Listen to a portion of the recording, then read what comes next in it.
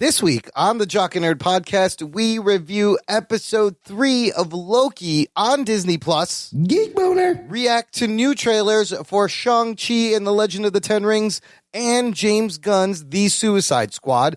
F9 sets a pandemic-era box office record, and I forgot how much of a badass Harrison Ford actually is. All that and more, all in this edition of the Jock and Nerd Weekly for Monday, June 28th, 2021. You know who this is, and you know why you're here.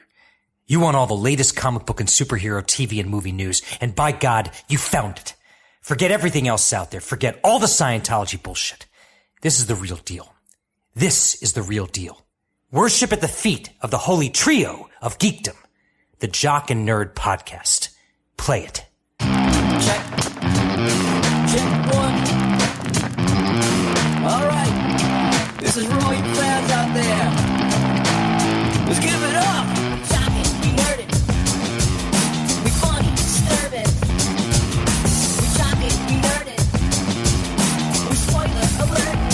Oh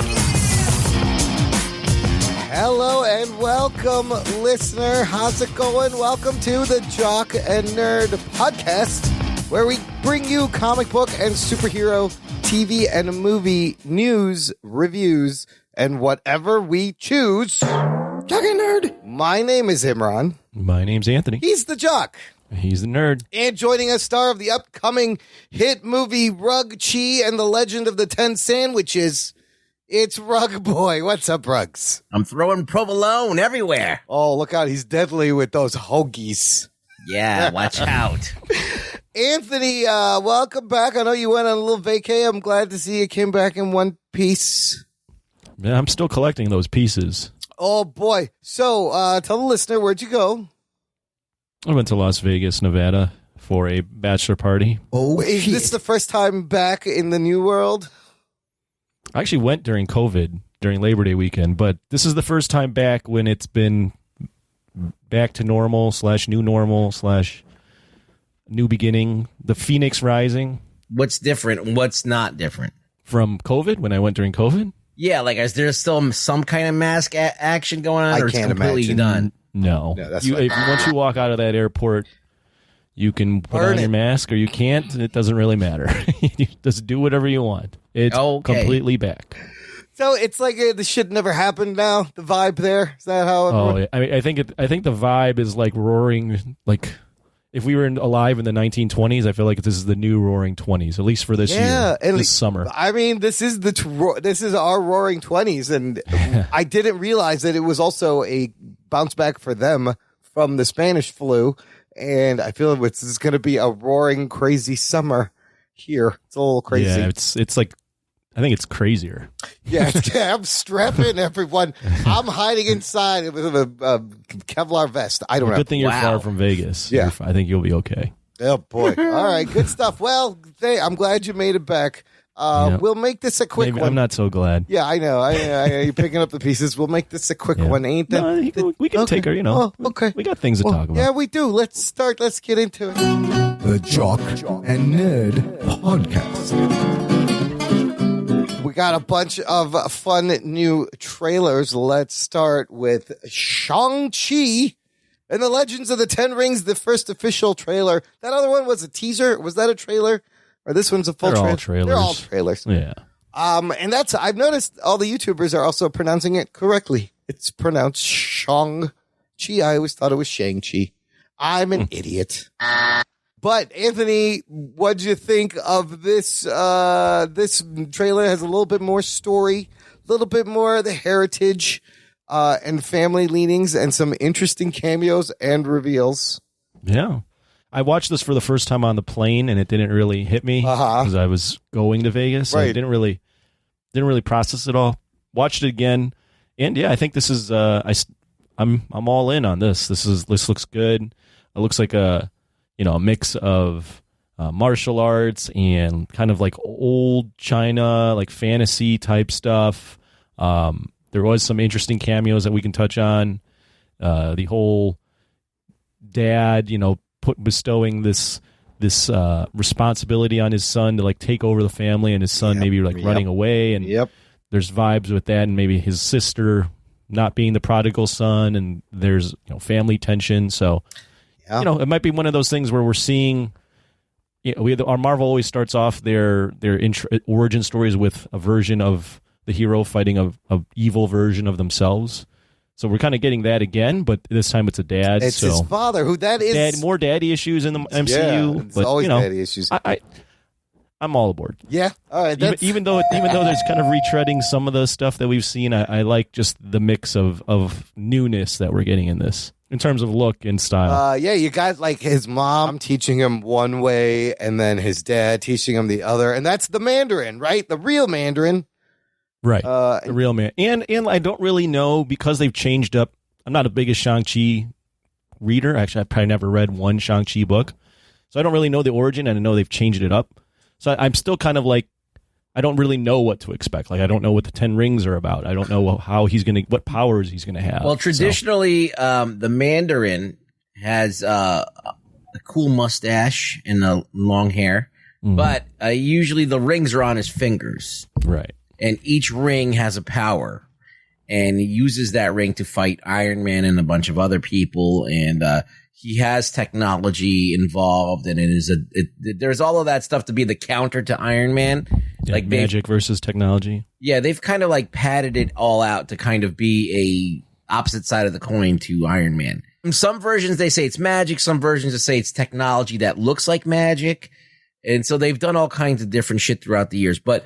There's alien technology involved too in one version regarding Fing Fan Foom also, so there's that. Yeah. But Ruggs, what do you think of this? They kind of made the rings more like these bracelets that adjust and go on your forearm. Looks kind of cool. For a power, if they can, it seems like they're doing things with it, like they could come off and come back, and it's interesting. And they have to come up with a visual for him. I like that they fly off and come back, and it's kind of color coded. Like the good guys are gold, and then the rings powers are blue and cool. And there's a fucking dragon. Oh shit, geek boner. Now it's not Fing Fang Foom. But if the toys have spoiled everything, it's called the Protector Dragon of the Island. Falcor. It looks like Falcor from Neverending Story. That's totally reminded me of.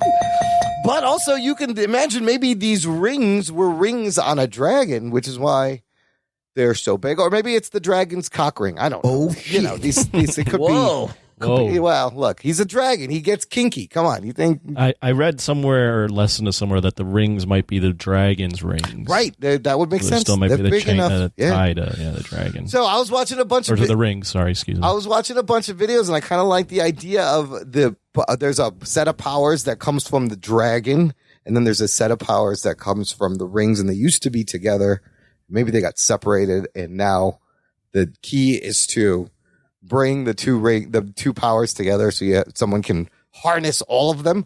So the dragon was cool. And then Anthony at the end, holy shit, that is Emil Blonsky, Abomination, who we haven't seen since what is that? 2008 Incredible Hulk. Oh my god. Wow. It looks like he's fighting Wong maybe in some tournament. So he's been somewhere in Asia, like just being a cage fighter this whole time. And well, that looks like also people are speculating, is that Madripoor where all this shit is happening? Yeah. That would be cool. Tie in the power broker. Potentially, I mean, I read somewhere that in canon, potentially Abomination has been in like the North Pole or Alaska, been like on cryo freeze, and maybe it got out.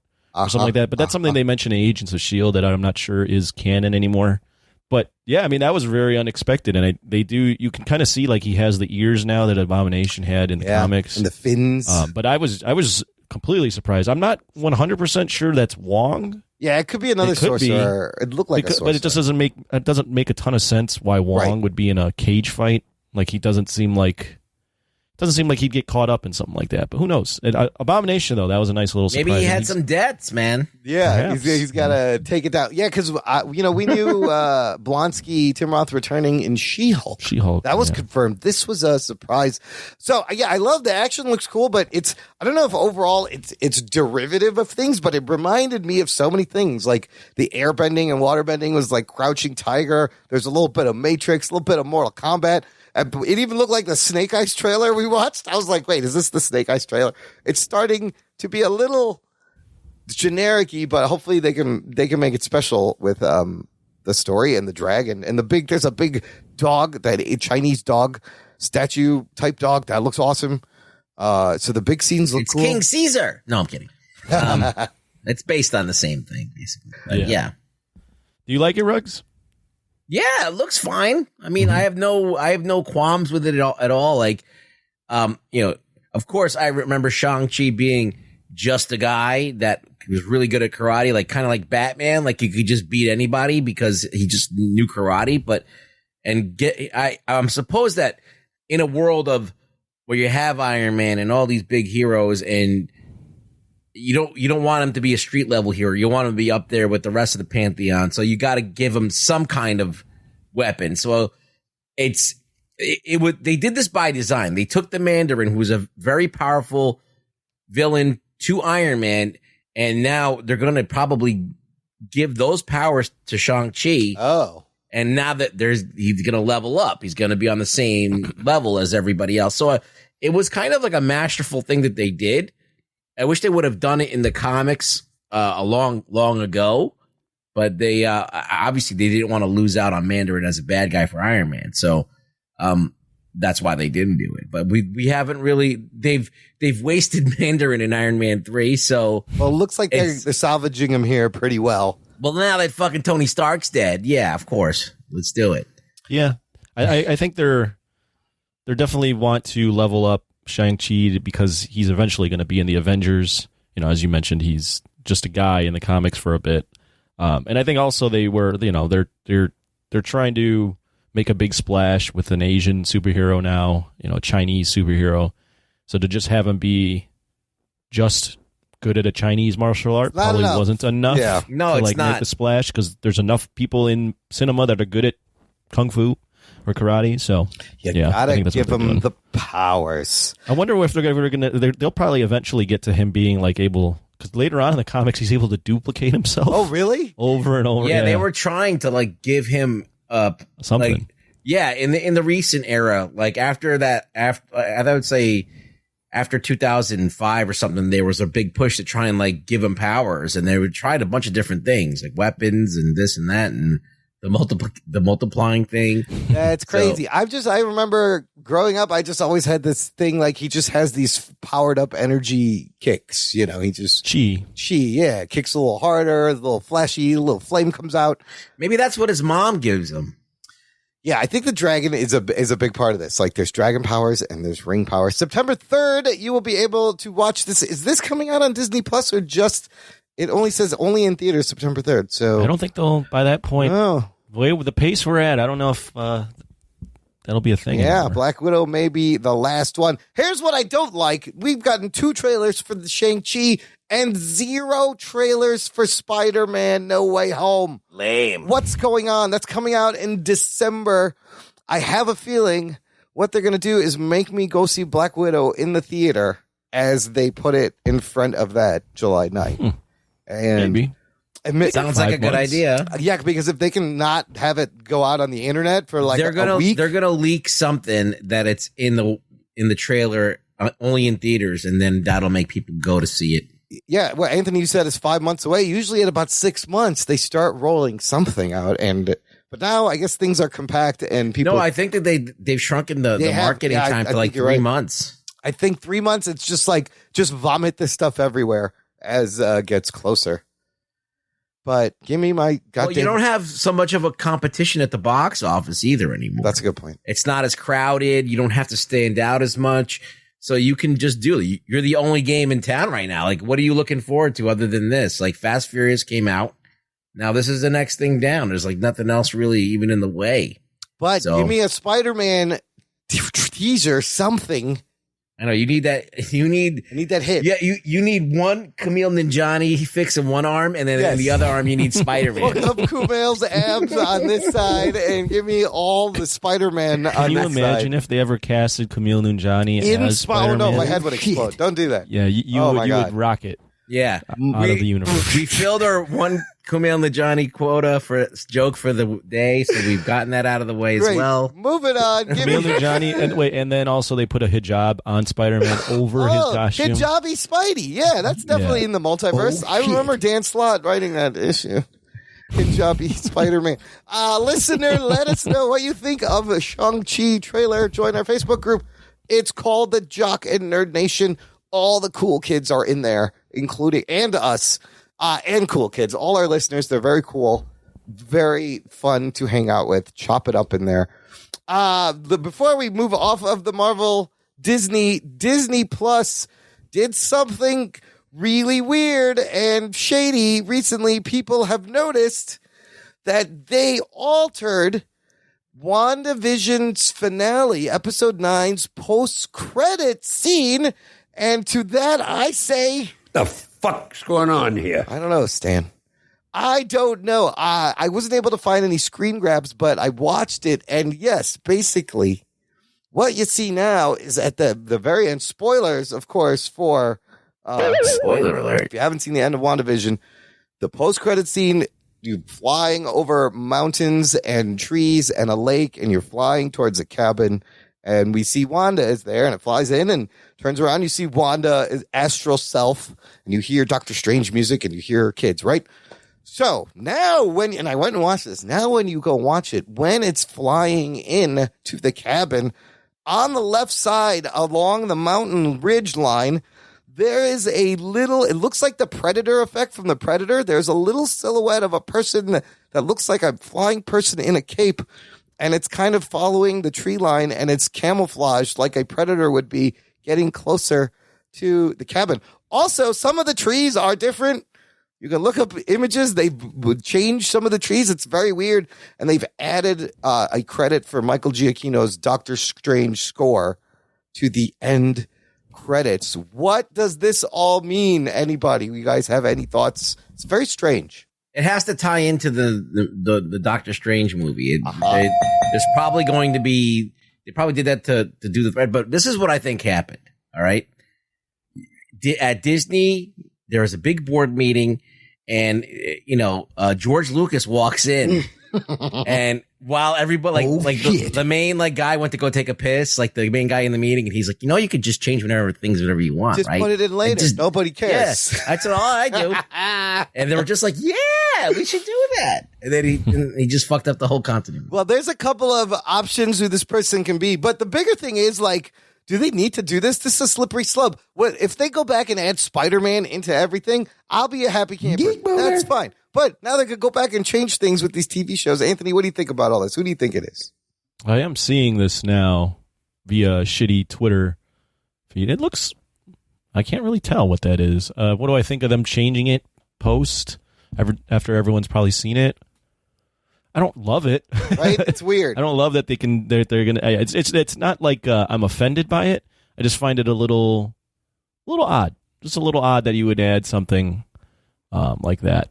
What else are they adding? Do I have to go back and watch the fucking end of all of these shows? How am I supposed to keep up?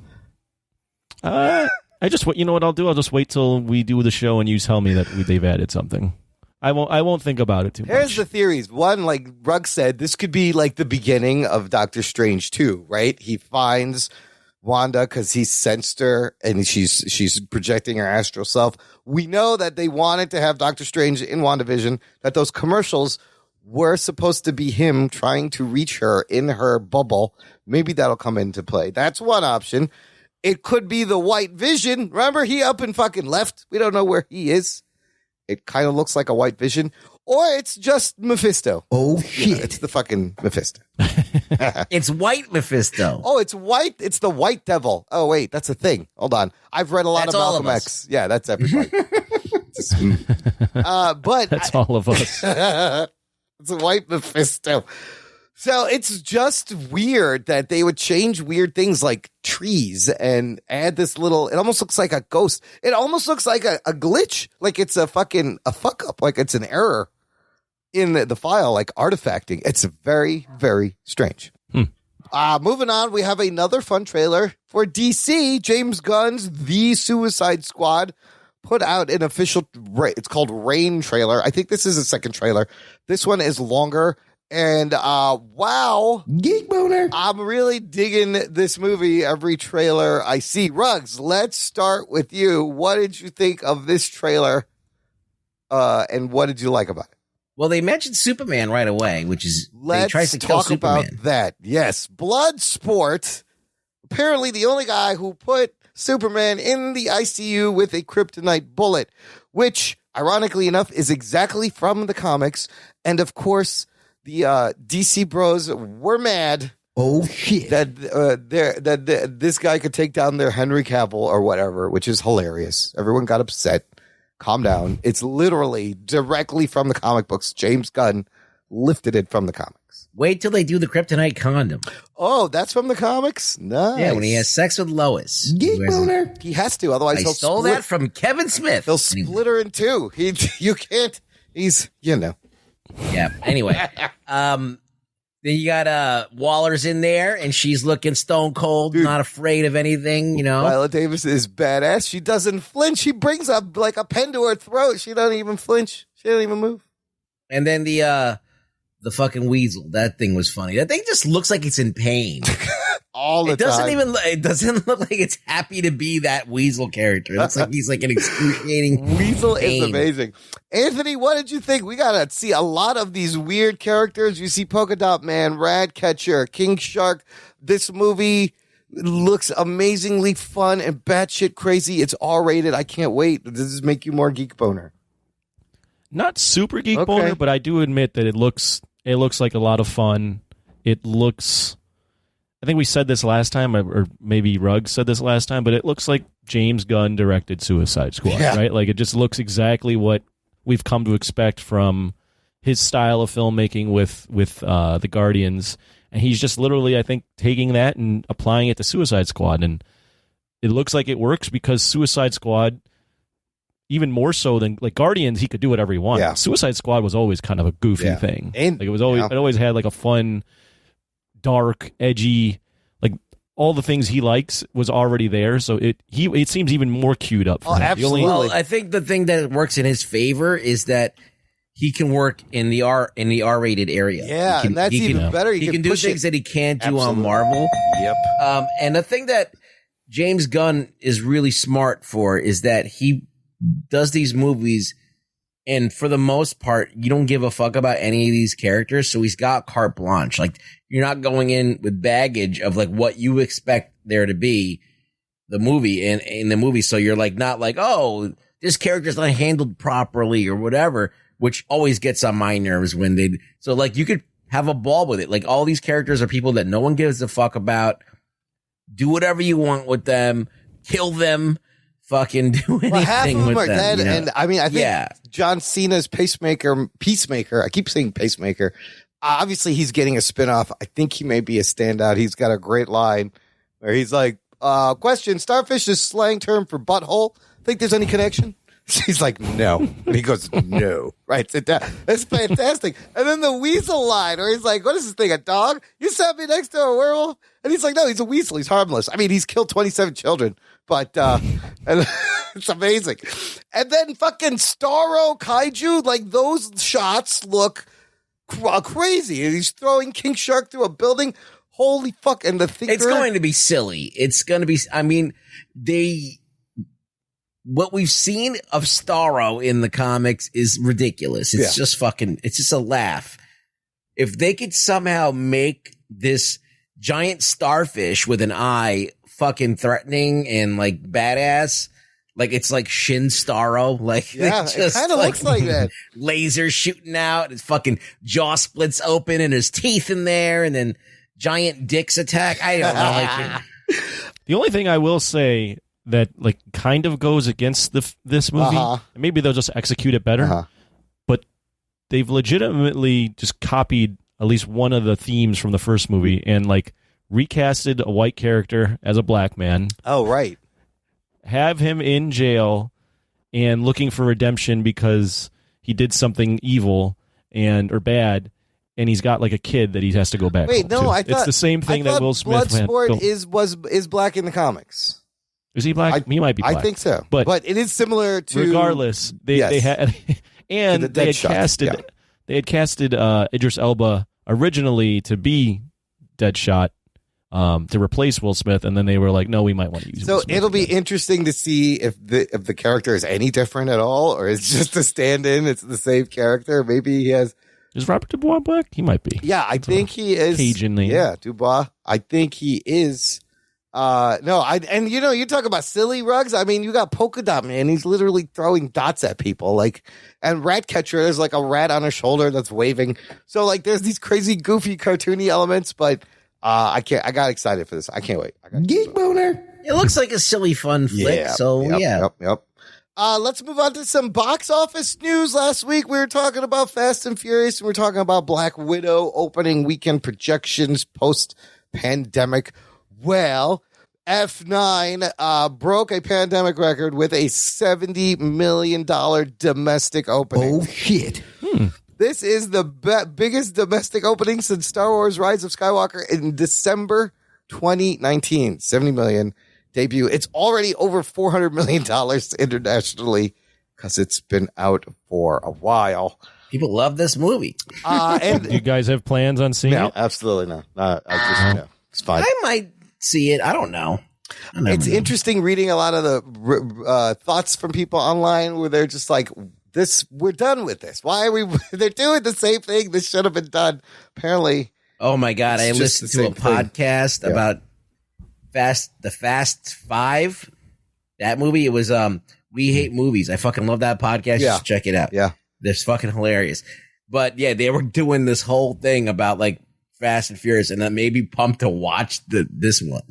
Because they were just pointing out all like just how fucking ridiculous and how stupid the movies are. And I'm like, I gotta fucking see this movie now. I mean, okay, if it's that, it's that ridiculous. Yeah. But I also read now the franchise has made over $6 billion. Oh, shit. And it's like fifth biggest franchise out of all of them. And for an original IP, to be it's up there, with the Star Wars and James Bond and Marvel. Why do you think it's so successful? Why do you think it's so successful? It's big and dumb and over the top. Anthony, why do you think it's successful? It leans into that 1984, 85 macho charisma, right? Yeah, we don't see that. That's what we all wanted to. All of us that grew up in the 80s, 90s, we all wanted to be a guy toting a gun, getting girls, and riding fast cars. And this franchise was originally about just the underground racing scene, and it naturally evolved into that, and it just rode that wave ever since. There's not a lot of movies or franchises that are filling that niche. No, that's a good point. So you think it's because a lot of people have gotten away from the ultra machismo, absolutely, big muscly dudes beating the shit out of each other, Arnold style, right? Cracking one-liners, like you don't see that just very silly often. over the top shit, and if you do, it doesn't make a lot of money. Like it's just not. It hasn't. It doesn't. For catch. some people, society tolerates this. Well, Right. It's not really celebrated anymore. But to do this, unapologetically as one of those movies, and also if you think about when you were a kid and you had Hot Wheels and GI Joes and tanks and the tracks, these are the stunts they do in these movies is the shit you did when you were a kid. Cars flying through the air over fucking tanks into buildings, and they just get to do it and make it look real. So but it's kind of funny because like this movie, it's about family. They say grace at dinner. It's like got a religious tone to it. Like wow. they, it's very like, I want to say conservative in its ways. Like, and then they're all criminals. So that doesn't make any, the conservatives are criminals too. Yeah, it's kind of like a weird thing. It's kind of like definitely a relic of the past. I love shit like that, but these movies are not my favorite, but I still enjoy because their contrived The action, spectacle, ridiculous. yeah, the spectacle is fun to watch. And so they're really milking it. I didn't know this. I knew that they were going to do 10 and stop there, but I found out now Fast and Furious 10 is now split into 2 parts. Oh, Yeah, shit. it's like part 1 and part 2 of 10. Who's directing this fucking Zack Snyder? No, Justin Lin. Jesus, they're going to milk the shit out of this, and it's going to continue to make money. I mean, I stopped after I think the 7th one. I think that was the one where Paul Walker's character got written off because he unfortunately passed. But I don't think, like, even though I haven't had any urge to keep watching, I still think if I plop these on, I would still enjoy them. Like, there's just something about them that there's that 80s charm of just like intense stupidity and machismo. Do you think that this genre goes away after this is over? No, they're doing they've already done the Hobbs and Shaw that's its own spinoff. thing. I think I'm not going to spoil it, but there are things they're doing in these movies that can spin off into other side characters. Gotcha. So I think they're gonna. I mean, they're still making Transformers films. I think so, and this has been way more successful. So I think they're gonna milk this as long as possible. So here's what's going to be interesting is the box office race when Black Widow comes out next week. I mean, wait 1 second. Yeah. Sorry. Besides Marvel, and Marvel's like its own thing because it has like different franchises within an overarching franchise. Besides Marvel and like horror films, have you seen? I mean, they're on their 10th film. for an, Well, Harry this Potter franchise. Harry Potter was pretty big too. but Harry Potter, yeah. for an original IP that's not Original, based yeah. on anything, that's amazing. Yes, absolutely. It's an amazing accomplishment. Like just out of just building. Because it I'm up from including scratch. Hobbs and Shaw, Yeah. and if you do, that's 10. Yeah. Then there's also that side film that is like loosely connected. What's that with, one?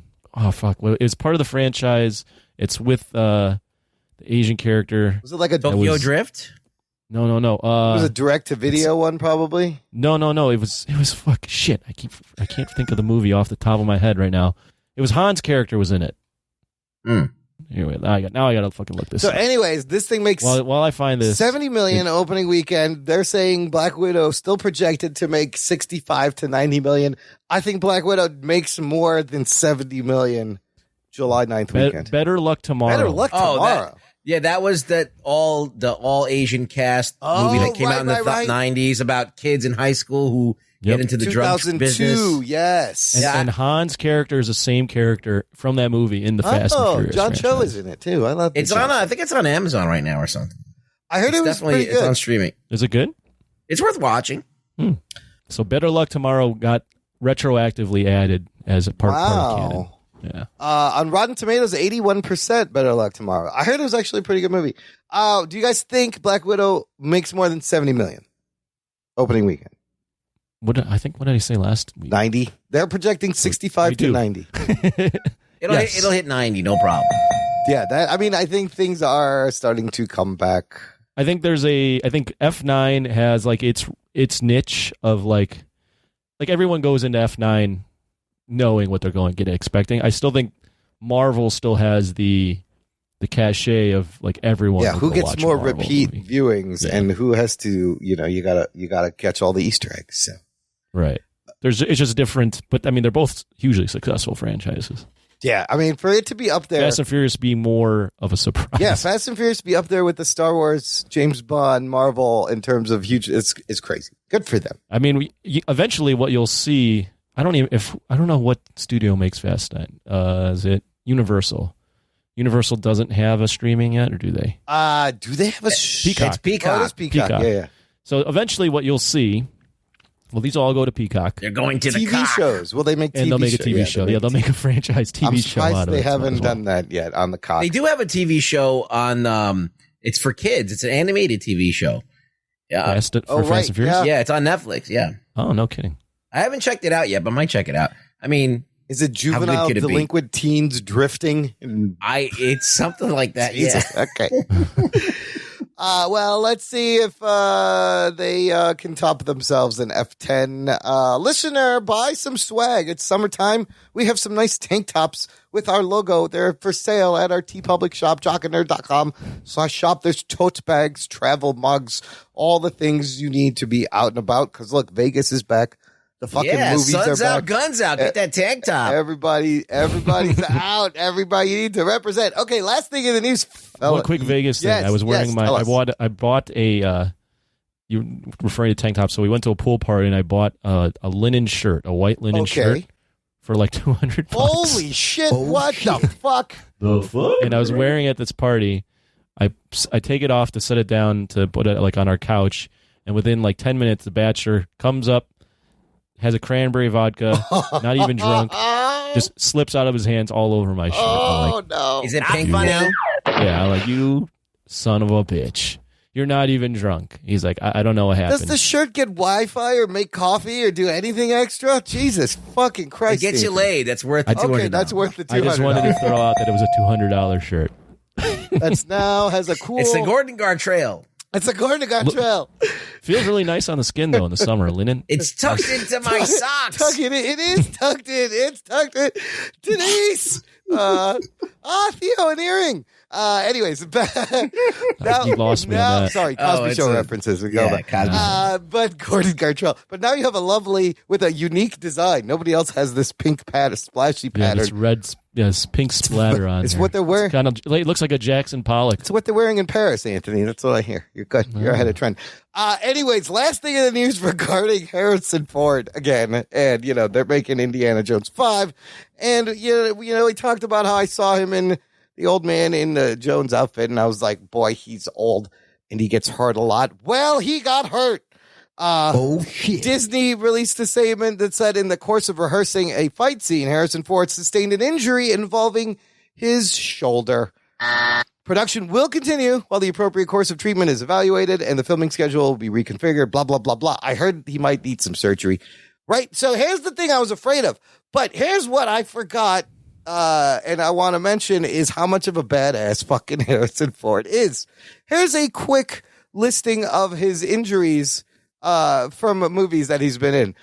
Just the last movie, Star Wars The Force Awakens, he broke his leg on Star Wars The Force Awakens. On The Fugitive, amazing movie. Fucking one of my favorite Harrison Ford movies. He tears his ACL in the left knee. On Temple of Doom, he ruptured a couple of discs in his back. And on Raiders of the Lost Ark, another torn ACL. He got punched for real and had dysentery. Oh, shit. Literally. Which is the story of the classic scene where in Temple of Doom, he's facing off against the sword guys and he just pulls out the gun and shoots them instead of actually fighting them. He did that to speed things along because he had the dysentery. So I just want to say he's a fucking badass. I was wrong. I take all my fucking complaints back. So this makes you feel better about him wearing his same outfit? Yeah, no, he'll be fine. Through whatever happens, this motherfucker, he is a tough old man right now. And as the kids would say, he's built different. He's built different. Say less. Ruggs, any comment on Harrison Ford? He's a fucking badass. I just hope he doesn't die making this movie. That's all I care. I just hope he lives to see it come out. That's all. Dude is old, man. Dude is old, and he'll survive. He will survive. Okay, let's take a quick break. We're gonna play some promos, and we got Loki episode 3. We're halfway done. We're going to discuss it right after this. After these messages, we'll be right back. Hi, I'm Eric. And I'm Aisla. And together we are the hosts of the Bicurian podcast. Bicurian is our answer to the polarizing culture we live in. Tired of feeling under siege and looking for ways to get involved? Then come be a part of a different way of thinking. Everything from politics to geek culture to current events that polarize us as a society. We explore multiple ways of looking at things. Please check us out at bicurian.com and follow us on your favorite social media platform of choice. Hey, hooligans, this is Michael. This is Michelle. This is Jeremy. From Who the What Now? The show about strange stories from the internet. And Bigfoot came over and beat his ass. Oh my God. He knocked him around a little bit, and he just kind of went limp, and Bigfoot left. Pop culture. Jean Fod Van Clam. Jean Fod Van Clam was supposed to be the alien in Predator, and did a jump splits and ended up with his batch right in the dude's face. That's his move. Do I get the part? In our crazy lives. I'm like, oh, there's a cat on my back, and then all of a sudden I feel something. I feel a furry paw go down my ass crack. Just slide right down my ass crack. I was like, what are you doing? You can catch us on all your favorite podcast applications. Spotify, iTunes, Libsyn, iHeartRadio, Stitcher, your mamas. And wherever else you find they have quality podcasts. So don't miss out on the next Who the What Now? Doc and Nerd. Listener, if you enjoy the show and you're here with us every week, consider joining our fan club. Visit jockandnerd.com/Patreon. Jock and Nerd. It's a great time to sign up. It's always a great time to sign up. It helps support the show, keeps it going, and you get bonus content for as little as $3 a month. You get access to an RSS feed with bonus material. The shows come out early. There's instant reactions, movie reviews, hours of things to keep your ears busy. And Biddy. What was that? That's from Buck Rogers. Buck Rogers. That's Twiggy. Beady. No one knows that reference. No, that's old. Okay. Until they reboot that in like 5 years with Kevin. It's coming out with the Rock. I don't know. But here's the important part. With Patreon membership now, $5 a month and above, all come with Discord benefits. Now, you may ask yourself, what the fuck is that? Which is what I asked myself when we turned these on. Basically, it gives you access to our Discord server, which is just for our patrons, which is a kind of a chat and voice and video hangout room where we can hang out. And Ruggs, you and I did our first, it was short notice, 24 hours, first Discord hangout last week. I thought it went well. Do you want to tell us a little bit about what happened? Yeah, first of all, we were like, okay, we have to figure out how to do this. Yes. We've talked about doing it. We have to, I just told everyone, we're doing it. Like, fuck it. We got to just do it. Dive right in. Just throw me in. I'm like, I don't care if anybody even shows up. We just got to see if anybody shows up. And then we got to just see how this fucking shit works. So we did it. About 5 people showed up. I think more got the time wrong. Yeah, afterwards. So let's first of all say thank you to David Zika. Blake Braden was there. Viram Libertas was there. And then I saw Joe Henry and Fiddlesticks and Johnny Gon showed up later in the Discord server. But we'll promote it more. But Anthony, it was kind of fun because the Shang-Chi trailer had just got released that night. So I was able to share the screen and we all kind of watched it and reacted to it. And it's fun. And there is a part where we can record our show on a stage. People can listen and raise their hand.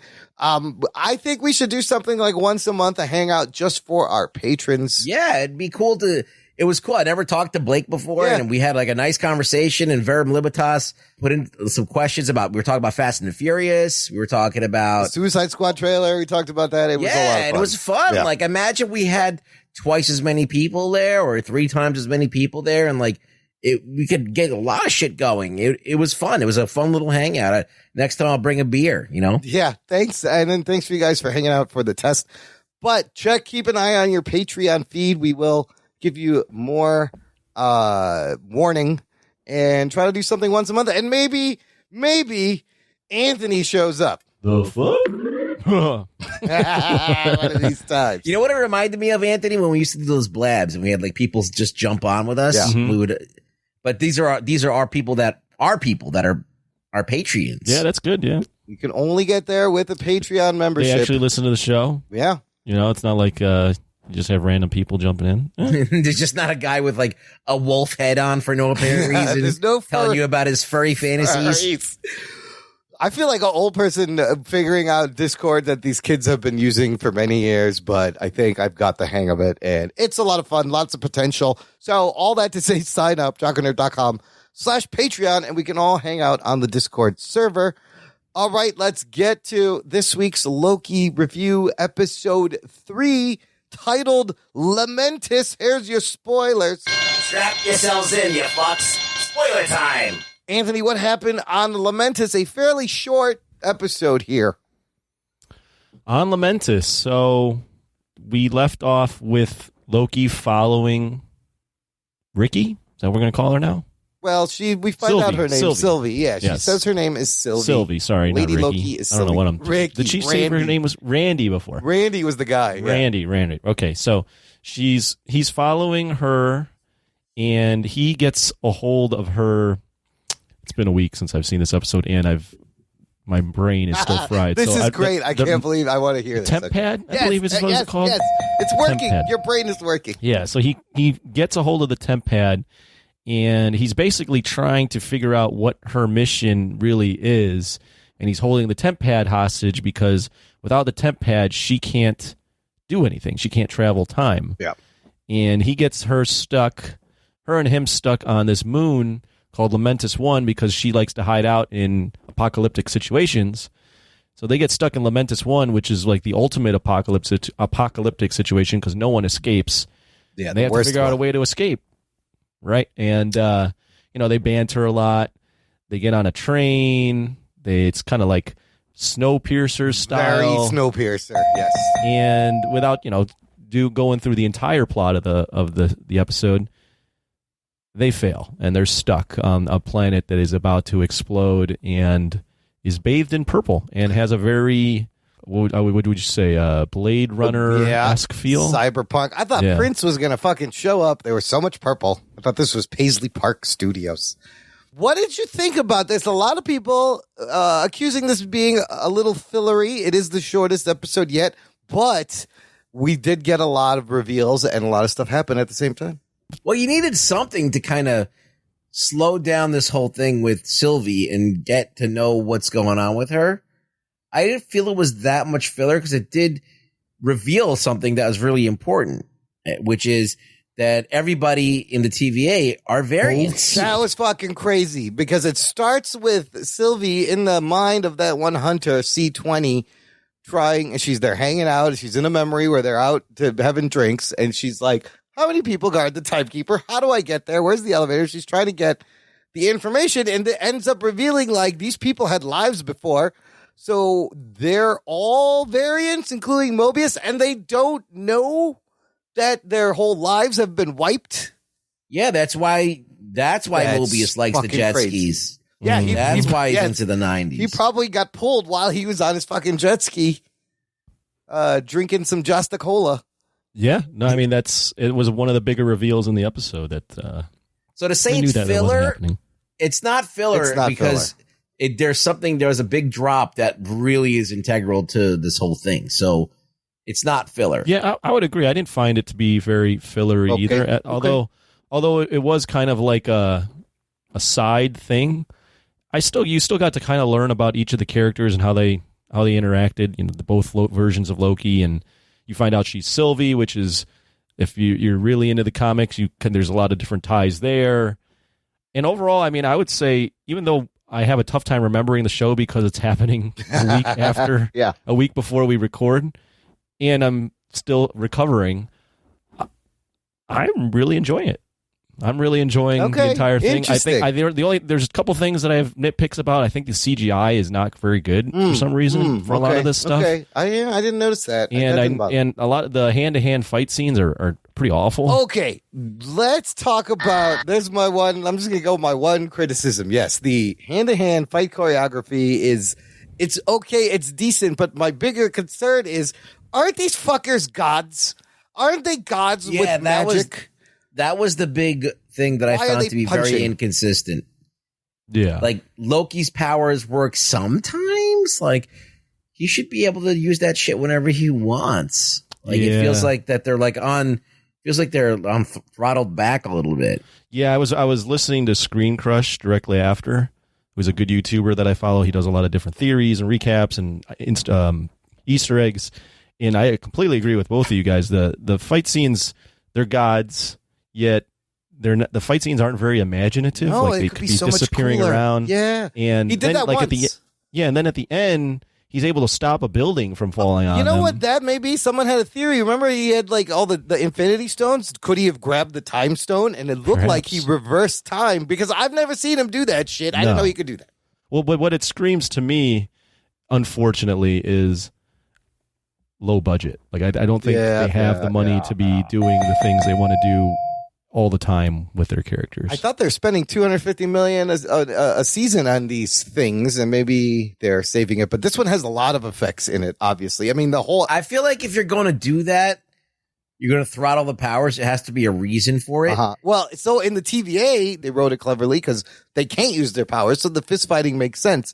But on this planet, why are these guards giving them so much trouble in hand-to-hand combat? I don't get it. Yeah, why are they wearing like Cobra Commander costumes? Well, they do look like Cobra. Yeah, that was interesting. It's a very Snowpiercer. Like that whole thing is Snowpiercer, where the rich get on the train. But I did enjoy the conversation between Sylvie and Loki, them talking about their mothers and growing up and the love metaphors, and then he gets drunk and does what Thor does in the first one and smashes the glass and goes, another.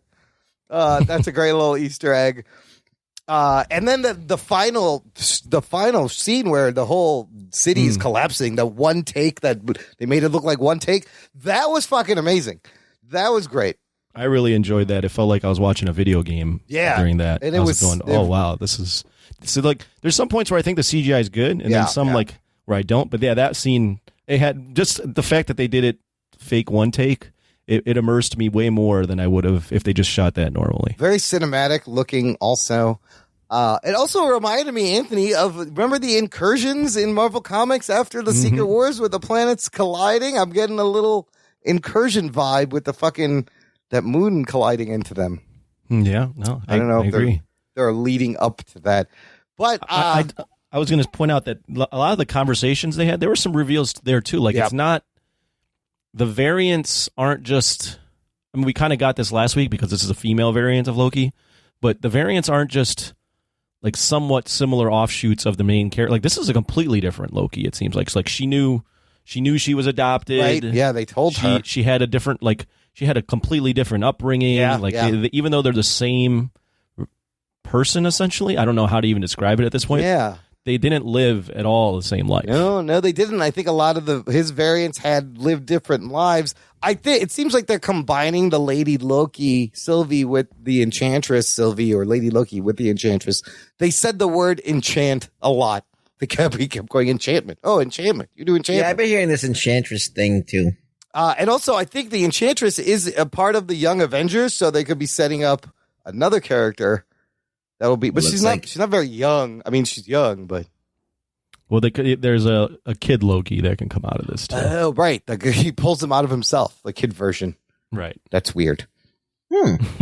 So you talked about the reveals in the conversation. Let's get to the big one that got the internet ablaze. And, Sophie DiMartino did an interview with Hollywood Reporter somewhere talking about how Kate Herron, the writer, wanted to make it important to reveal that Loki is indeed bisexual, which you hear in that line where she's like, isn't there a princess at home or maybe a prince? And he goes, a little bit of both, I'm sure, just like you.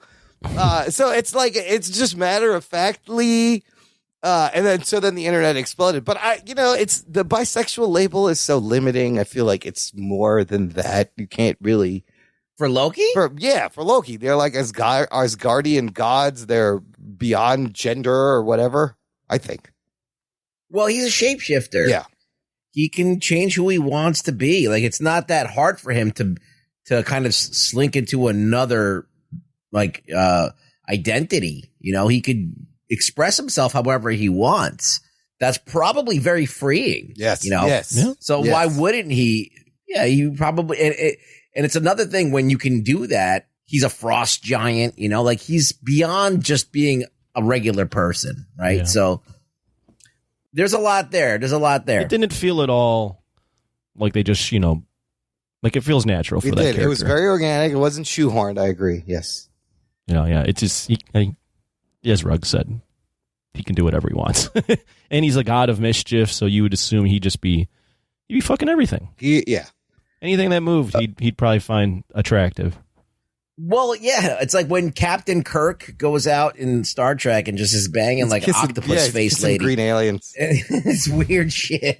But for, the LBGT community, it's important representation. Again, it's to even have it mentioned. But it wasn't like shocking or surprising, but it was handled well. Yeah. Well, it's long overdue for Marvel. Yeah. So. All right, so 3 episodes down, we are halfway done with the series. We know they're not going to die on this planet, obviously. They're going to find a way out. I feel what happens next is the TVA just show up there and pull them back in because they found them or whatever. What do you guys, where is this going? And is it moving fast enough? I don't know. There's only 3 left. And, oh, shit. Yeah. I think they're moving at a decent pace. I mean, I haven't felt like it's been slow. I don't feel like they've set up a ton to have to knock down. Like, it's not like Falcon and the Winter Soldier where there was 3-4 different things going on. This is really what this is again just like variant Loki, like Loki trying to figure out who he is, like what he really is in terms of the multiverse, and what's the deal with the Time Variant Authority. Like, they're trying to catch Lokis to stop them, but we're finding out that the TVA isn't really what it seems. So I think it's exploration of that. It's kind of brilliant because they already have the other plan in action already. We're already going in their mid. Loki is like, if there was no other Loki, it would be Loki figuring out the TVA is bad and he has to stop them. So now we're catching up with a character who's already figured that out and is already doing it, and now that gets Loki up to speed quicker so we can get there. Right? So it's kind of like it accelerates the story like tenfold. It gets confusing when there's copies of people and variants. And speaking of which, check out this week. Have you been watching Rick and Morty at all, Ruggs? Are you caught up? That's season 5. No, I got to catch up on so much. I got to watch The Bad Biatch. I got to watch all new that episode stuff. of Rick and Morty kind of deals with like copies and decoys, and it's so crazy. It's so good. That show is so fucking brilliant. Anyways, we're not talking about Rick and Morty. What I can't wait to see is when Mobius, I kind of miss Mobius. We didn't see him at all. Is when Mobius, the TVA people, find out that they have been lied to, and the kind of Wizard of Oz wall come down, and we see the person behind the curtain. So I hope we get there. And then, do you think I might be over hyping what's going to happen? Do you think this is the start of the build to Kang, or is this a Mephisto thing that's not going to happen? Oh, it's not a Mephisto thing. I think it's this. What I mean by that is we all think it's going to be, the internet gets a buzz that this is Kang the Conqueror. Yeah. This is the start of him, and it has nothing to do with it. I think it's the start of the thing that leads to Kang. It's still a little bit, maybe a couple of projects removed. Like, he's not showing up in here, but it definitely. I don't think he's showing up. Yeah, no, it is maybe. The fracture of the multiverse will begin here. Perhaps this I've heard multiple theories. I've heard like the TVA is run by Kang, actually. Right. He's the middle one. He's the middle. That doesn't necessarily. I think that doesn't. To me, that doesn't make sense because his character has been the mask. Like, he could travel through different times, right? Right. And there's a storyline where there's a council of Kangs, and there's an immortal. Like, there's so many Kangs, right? So I think Kang. Kang, yeah. Potentially, I think this one universe being eventually blown up into a multiverse is what, as you mentioned, I think would lead to a Kang. And I think the TVA is like trying to stop, not have a Kang exist. But this will be the opportunity for a Kang to start existing. Well, I mean, my question. You mean a King Kang? King Kong Kang. Yeah. My question is the TVA lying to everyone? Are they doing the right thing, or are they actually the bad guys, and they're hiding the real timeline? Who is the bad guy at this point? Who's the I don't know. This is all leading to the time the TVA becoming undone. We all know that. That's the end game here. Right. And then once that happens, maybe in a post-credit scene, you're going to probably get some allusion to Kang, but it won't be Kang. Maybe I don't think they're not gonna reveal Kang in a TV show. No, not in a TV show. Yeah, but there'll be an allusion to that. What about that theory about where the TVA is? Have you seen that people have been bringing up screenshots from Ant-Man and the Wasp where they go into the microverse, and there's that shot where you see a city in the bubble, and it looks a lot like what we've seen of the TVA. That could be it. Is the TVA entirely exist in the micro realm? Well, there also was rumors that was Chronopolis, which is where Kang lives. Oh, shit. Yeah. Geek boner. That could tie in, too. Yeah. Man, all right. Well, it's got me hooked. It was a little short. That's all. It's 41 minutes, I think, this one. But it's at least 6 minutes of credits. Right. So you're like 30 some odd minutes still. Yeah, I'm into it. I like it. I think it's much more longer simple. than that show. That's how you time a shit. Okay, let's move on. Let's do some news from the nation.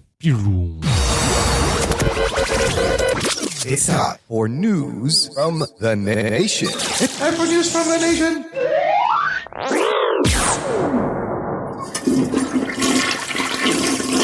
Batter up.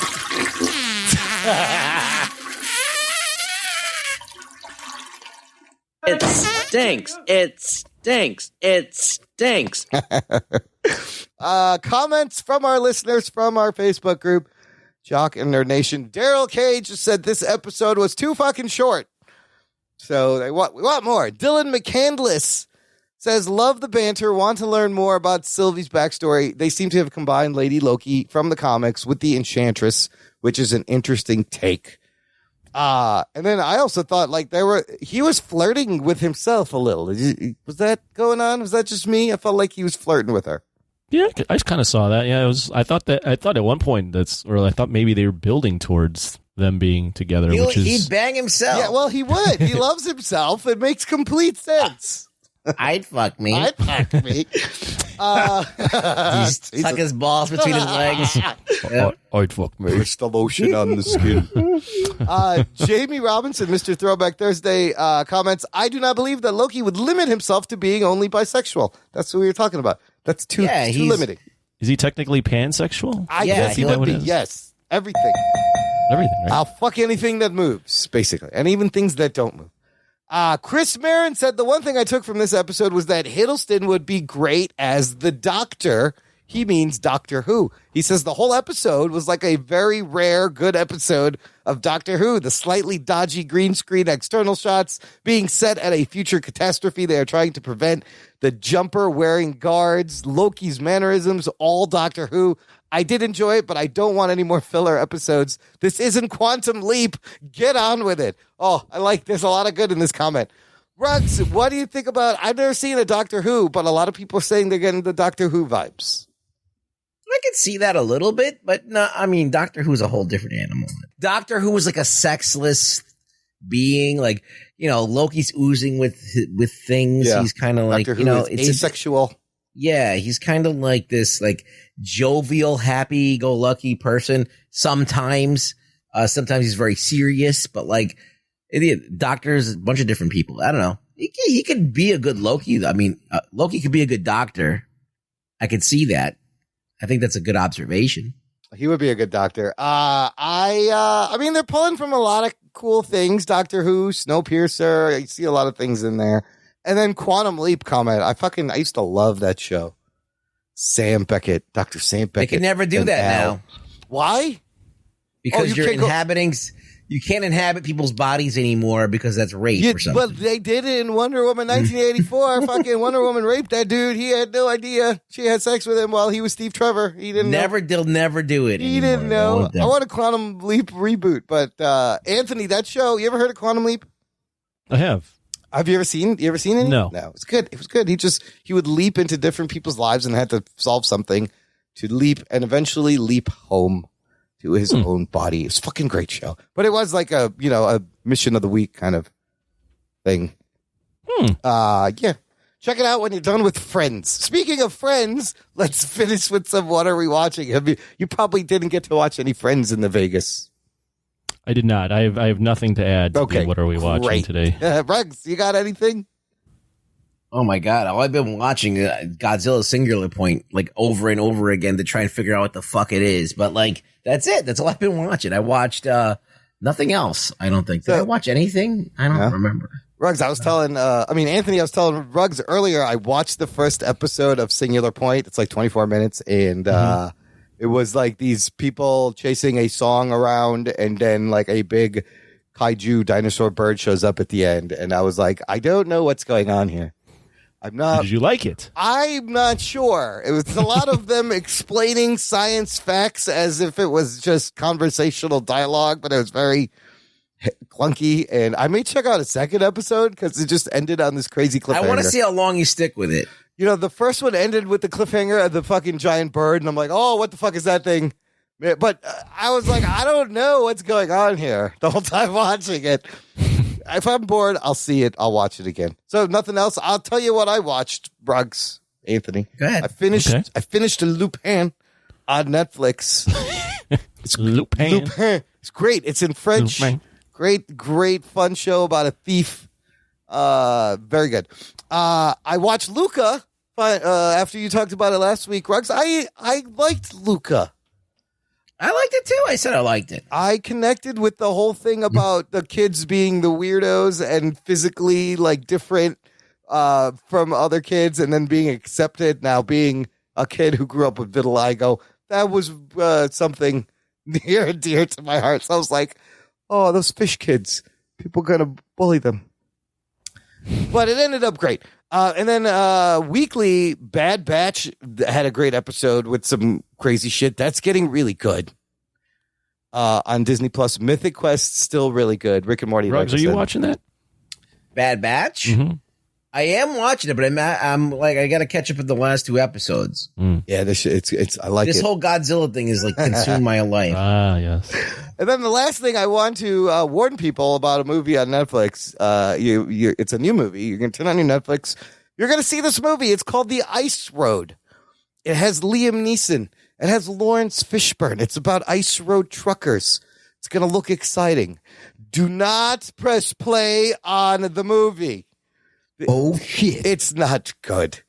I sat through the whole thing and I'm like, wow, the story is up in, I think it's up in Alaska. There's a mine that collapses and they need these wellheads driven to them and on the ice road. And these 3 guys, then these 3 trucks are driving all these semis on an ice road.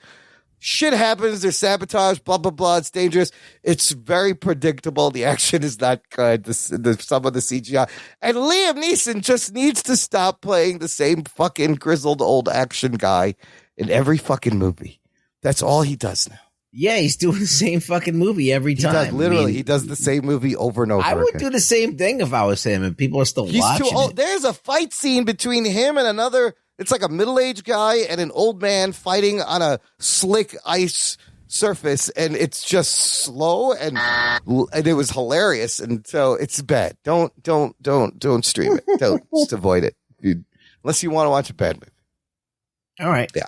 I'm not going to watch that. I wouldn't go near that shit. Okay, just wanted to warn everyone. And then finally, out this week, you guys, no surprise, I was wrong last week. No surprise there. When I said The Tomorrow War with Chris Pratt, J.K. Simmons was coming out on Amazon.